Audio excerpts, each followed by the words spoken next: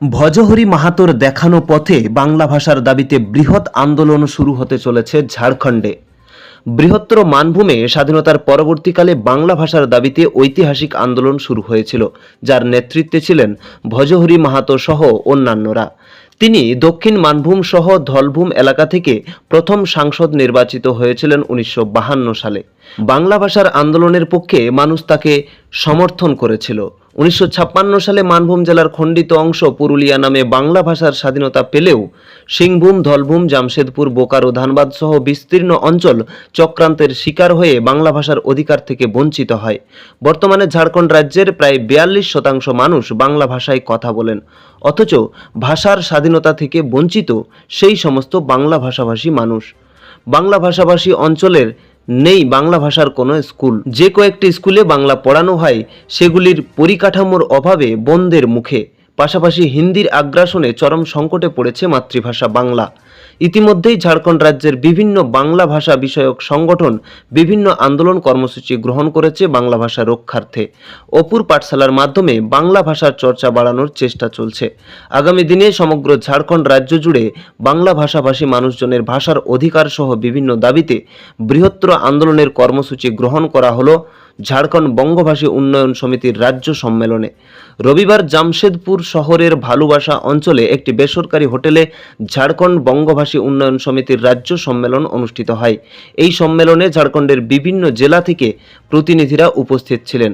আগামী দিনে ব্লকে ব্লকে, জেলায় জেলায় আন্দোলন কর্মসূচি নেওয়া হবে বাংলা ভাষার দাবিতে। সমিতির পক্ষ থেকে রাজেশ রায় বলেন, ভজহরি মাহাতো সহ ভাষা সেনানীরা যে বৃহৎ আন্দোলন শুরু করেছিল স্বাধীনতার পরবর্তীকালে, সেই ভজহরি মাহাতোর দেখানো পথেই আবারও সারা ঝাড়খণ্ড রাজ্য জুড়ে বাংলা ভাষার দাবিতে বৃহত্তর আন্দোলন সংগঠিত হবে।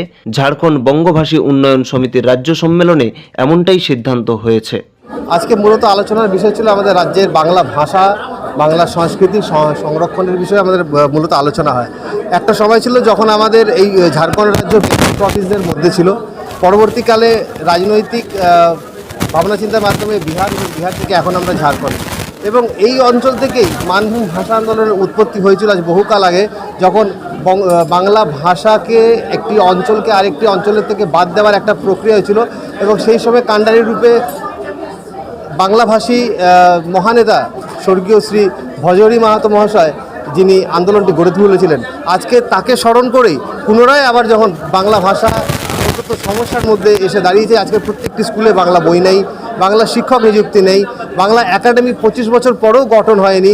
আজও রাজ্যে আমরা বাংলাভাষী সংখ্যালঘু হিসেবে চিহ্নিত আছি, তারপরেও না আমরা সংখ্যালঘু হিসেবে কোনো সুযোগ সুবিধা পাই, না আমরা সংখ্যাগরিষ্ঠ হিসেবে কোনো সুযোগ সুবিধা পাই। কিন্তু এই রাজ্যের আমাদের নাকি আনুমানিক সংখ্যা 42%। এই পুরো ব্যাপারটাকে নিয়ে রাজ্যের পূর্ব সিংভূম, পশ্চিম সিংভূম, সরাইকেলা, খারসোয়া, ধানবাদ, রাঁচি, জামতারা, কোডারমা, আপনার দুমকা, আপনার হাজারিবাগ, দেওঘর থেকে যে বাংলাভাষী সংগঠনরা, বাংলাভাষী যে মাইনরিটি স্কুলরা বা ধর্মীয় বা সামাজিক সেই সংগঠনরা আছেন, যারা কাজ করছেন নিজের কর্মসূচি নিয়ে, আজকে সংঘবদ্ধভাবে তারা এখানে জমায়েত হয়েছিলেন।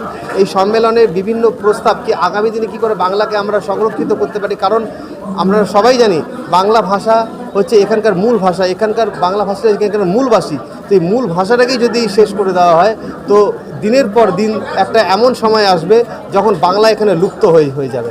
তাই এই ভাষাকে আবার করে জীবিত করে তোলার জন্য আমরা এই রাজ্য সম্মেলনে বিভিন্ন ভাবনা চিন্তার মাধ্যমে, প্রস্তাবের মাধ্যমে কিছু গুরুত্বপূর্ণ সিদ্ধান্ত নেওয়া হয়, যা আগামী দিনে রাজ্যের প্রত্যেকটি জেলায় প্রত্যেকটি পঞ্চায়েত স্তরে গিয়ে সেই কাজগুলোকে আমরা সম্পাদিত করব, যাতে আগামী দিনে আগামী প্রজন্ম আমাদেরকে যেন দোষারোপ না করতে পারে কি আপনাদের জন্য বাংলা ভাষাটা আজকে ধূলিসাৎ হয়ে গেছে, বাংলা লুপ্ত হয়ে গেছে। তাই বাংলা ভাষাকে লুপ্তর হাত থেকে বাঁচানোর জন্য আমাদের আজকে রাজ্য সম্মেলন।